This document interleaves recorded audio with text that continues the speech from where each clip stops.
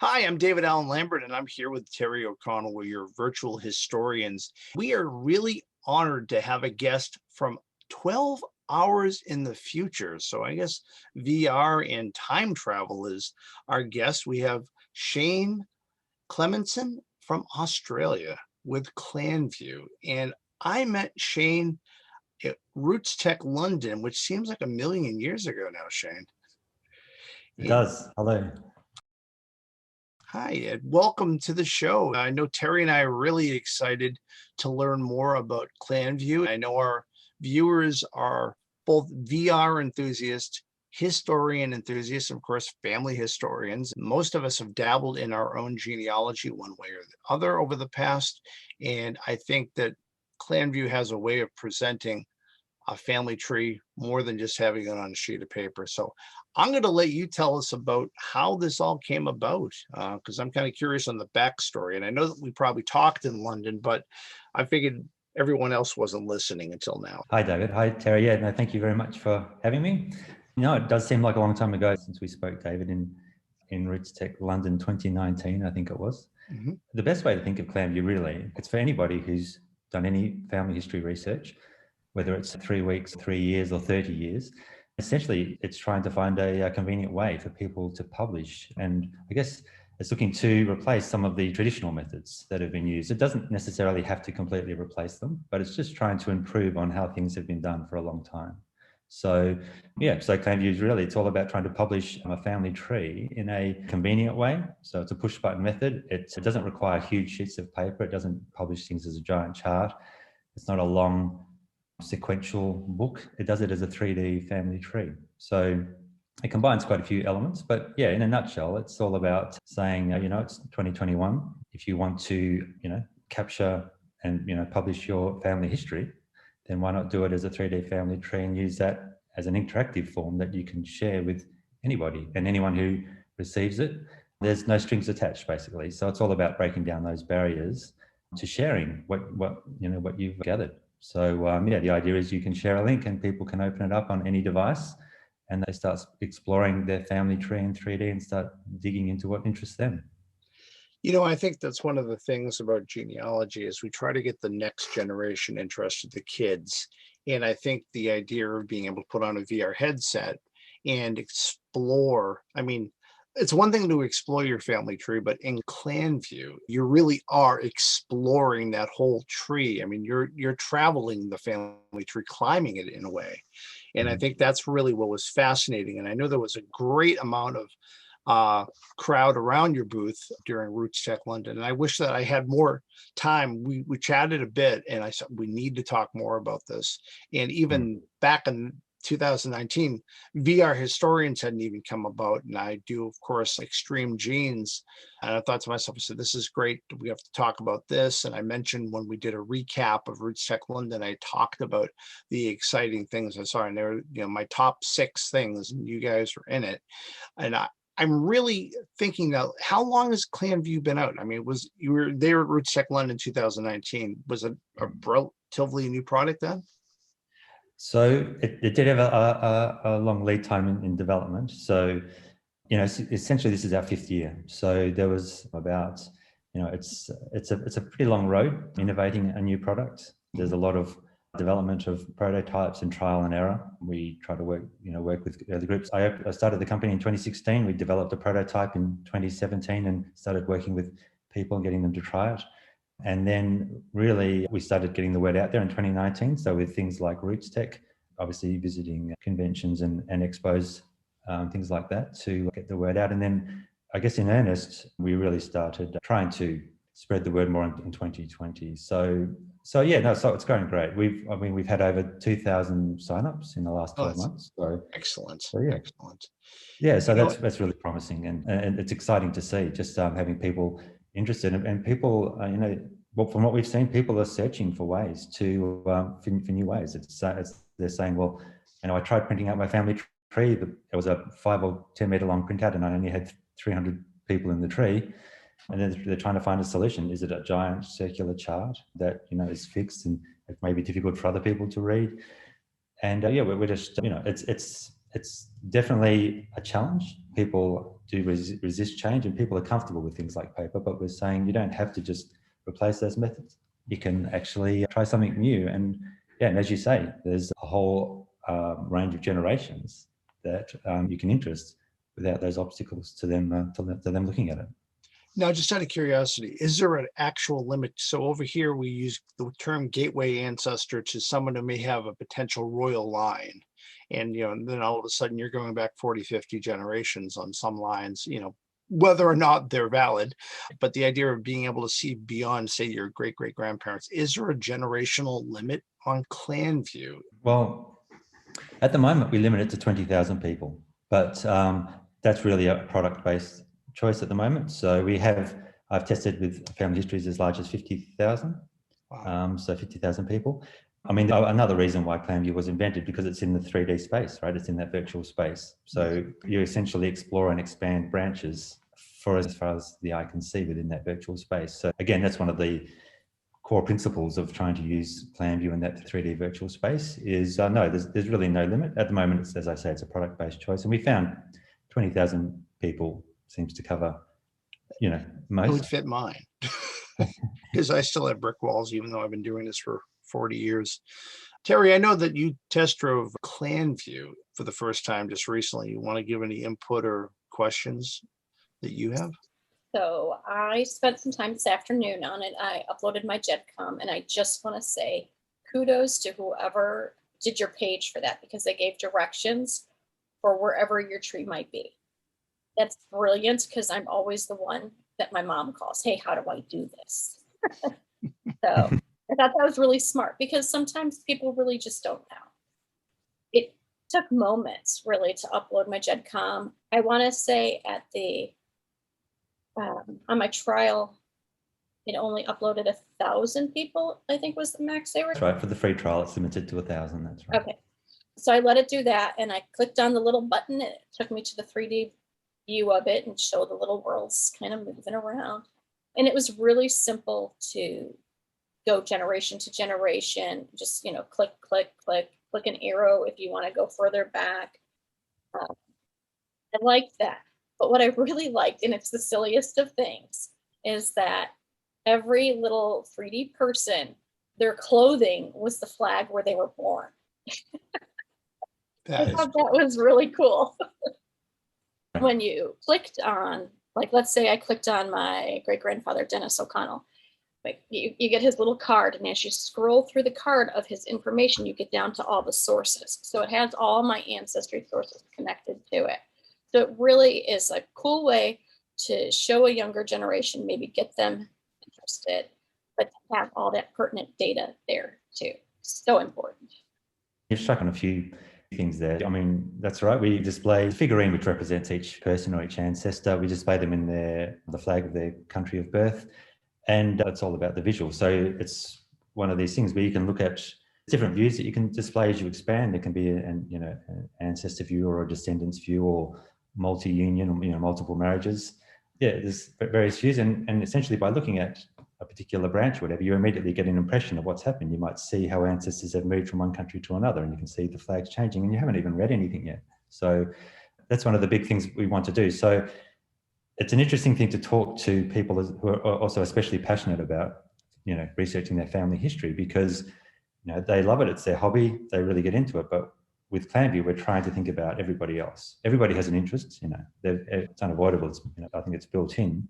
And we don't want to overwhelm people when they're faced with DNA. Oh, sorry, no, with a family tree. So information like researching DNA, for example, can return enormous amounts of information with DNA tests. And also just things like the stories for an ancestor, all the details that you've discovered about how they lived and those sorts of things. We try to keep a very simple view to start with, and like you pointed out, you essentially dig deeper into the detail for those people that are of interest. So that Clanview that you've created, that's got its own unique link. You can now send that to David or to whoever you wish. It's impossible to guess.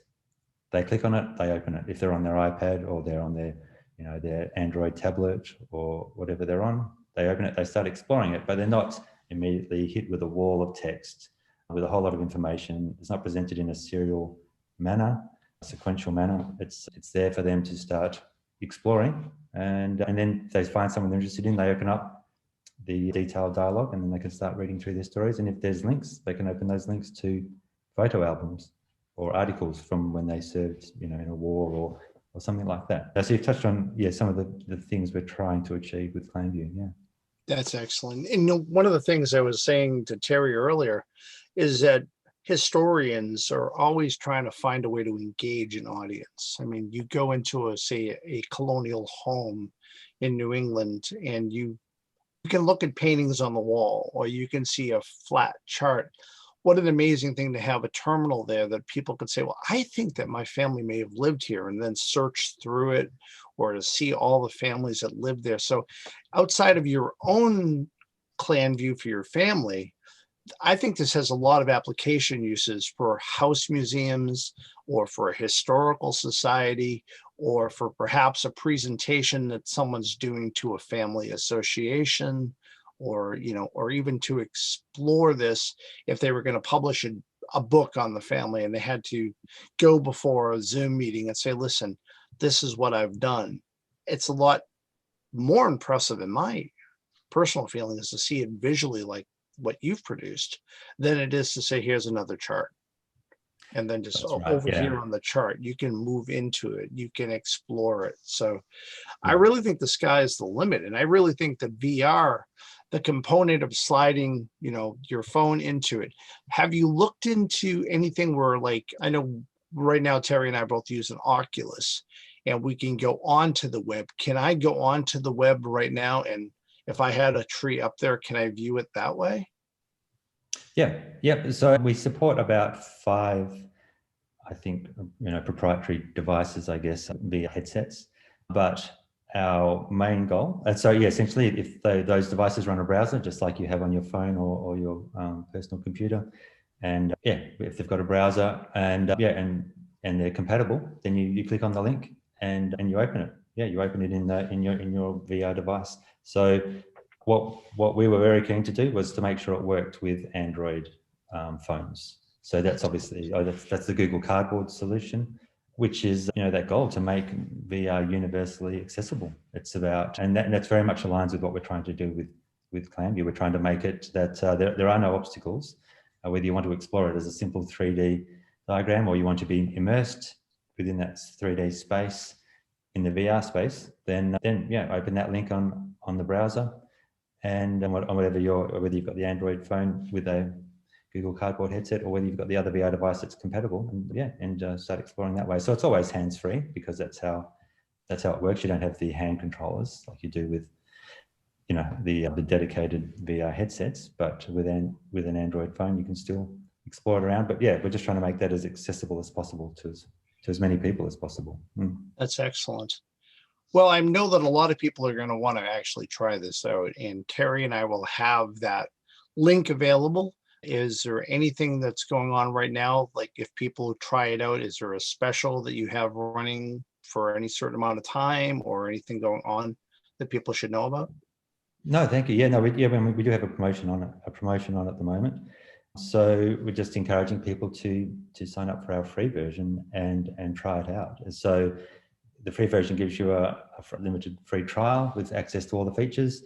You just need to publish a Clanview, and then that gives you essentially $20 off a purchase. So so it's a promotion we're running at the moment. It's a huge drop. So you can essentially get Clanview instead of $29.90 US, it drops down to $9.90, and that's indefinite access. So that's unlimited. So the idea is it's intended to, you think of it like a print button.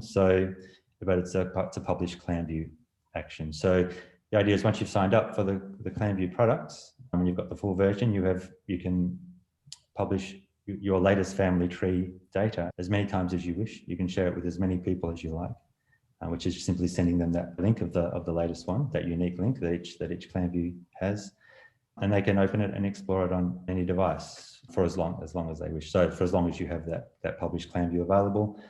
We don't misuse people's data. We're very conscious of that. The research has ultimate control. So if you choose to get a product, it's within your hands to publish the Clanview, the Clanviews you wish to have available, and delete them when you don't want them to be available anymore. That data is permanently deleted, and so we just try to make that as convenient as possible and as safe as possible. So it's about that balance of, we remove information about living people, for example. So by default, when you upload your family history data, the checkbox is set to make sure that we remove information that can identify personal information that can identify living people. And then, like I say, we just keep that data for as long as you wish. And then when you're done with it, you delete it and you can publish another Clanview later whenever you like. So, yeah. Excellent. Excellent. Well, I know that I am definitely interested in uploading mine and giving it a whirl. And so this is excellent. Right. And we're really delighted that you came on with us and shared Clanview with our viewers. And hopefully most of our viewers will try a little sample of their own family tree, upload it up. I mean, 1,000, I think that's pretty generous just for even for a free. And of course, with the special, you can't really complain that. I don't think a fast food meal is going to probably set you back any cheaper. So, and you've got it that you can share with your family and friends. And I think that's great. It's a one-off purchase now as well. There's no subscriptions. There's no lock-in or anything like that. So and when for people who have more than 1,000 people in their family history data, the free version will just stop at 1,000, and you don't need to be too careful about how you export your data. So there's that one simple step, I guess, to explain for people who maybe don't see the connection. Essentially, Clanview works with almost every existing family history research tool or service. So whatever that may be, whether it's an online service or a program you download and install, once you've collated all your data there, virtually all of them have a button to export that data. And then Clanview takes that and uses it to publish. The Clanview online account is what you sign up for, and then you use that account to create the Clanview. So once you've got that exported data, which is exported as a gedcom file, then Clanview just works with that, and it's all automated from there. So it's a push button process from that point. Yeah. Excellent. Well, I know that it sounds really point and click from the way Terri talks. She had no issues whatsoever. And Terri's very technologically advanced, so I wouldn't think it would stump her. But would you think it's something that someone who's not computer savvy could easily do, Terri, based upon your... I mean, it's pretty simple. You see the arrows, so. Yeah. So, and all of you out there that live in your VR headset and you want to do your research and you want to explore your family tree, or you're a historian out there that wants a new way of bringing material to students, give Clanview a try. Doesn't sound like you will be disappointed in the least. Well, Shane, thank you so very much for sharing part of your day with us today and being part of the virtual historians as we launch new technology that will be interesting for genealogists, for historians, and of course for those that are VR enthusiasts. So thanks again. One other thing I wanted to mention, which was around cloud-based repositories. So when I say cloud-based, I'm referring to how people are storing their photos, how they might capture and digitize documents, how they might reference articles about ancestors. So they might have a blog, for example. So they've found interesting stories and they've published it as different blog articles. They might refer to a wiki article from an event in history that one of their ancestors participated in. And as well as things like Dropbox folders, or I guess cloud-based folders that are used for photos, capturing old letters or telegrams or any old documents, those sorts of things. They all have the capability to be shared with elements of security online. So Clanview tries to support and embrace that approach. So we're not talking about, obviously, repositories which contain highly personal information and confidential information. We're talking about these artifacts that you've digitized, that you've put into a folder, these artifacts from history that you've put into a folder, and that you can provide, a unique link to that your family will be interested in. So the way it works with Clanview is whatever research tool that you use, whether it's an online research service or a program, if you include the link to those folders and repositories, then Clanview preserves those.